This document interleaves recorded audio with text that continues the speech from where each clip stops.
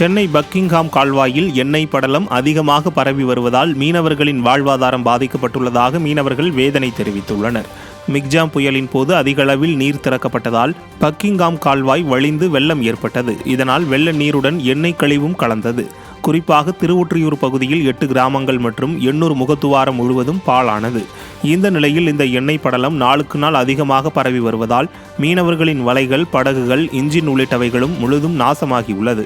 மேலும் எண்ணெய் படலம் எங்கிருந்து வந்தது என்பதை விடியா திமுகவின் அதிகாரிகள் கண்டறியாமல் அலட்சியம் காட்டுவதாக மீனவர்கள் வேதனை தெரிவித்துள்ளனர்.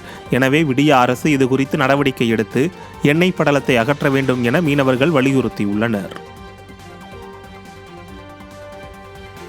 தூத்துக்குடி மாவட்டம் திருச்செந்தூர் அருகே காவல் ஆய்வாளர் உட்பட சக காவலர்களை சரமாரியாக தாக்கிய போதை இளைஞரின் செயல் அதிர்ச்சியை ஏற்படுத்தியது. காயல்பட்டினத்தைச் சேர்ந்த சாகுல் ஹமீது குடிபோதையில் பொதுமக்களிடம் தகராறு செய்துள்ளார்.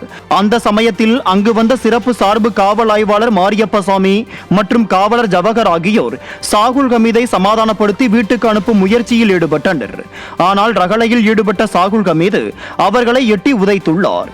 பின்னர் காவல் நிலையத்திற்கு அழைத்துச் செல்ல முற்படுகையில் சாகுல் ஹமீது காவல் ஆய்வாளர் ஷேக் அப்துல் காதரையும் காலால் எட்டி உதைத்துள்ளார். இதையடுத்து சாகுல் ஹமீதை போலீசார் கைது செய்தனர்.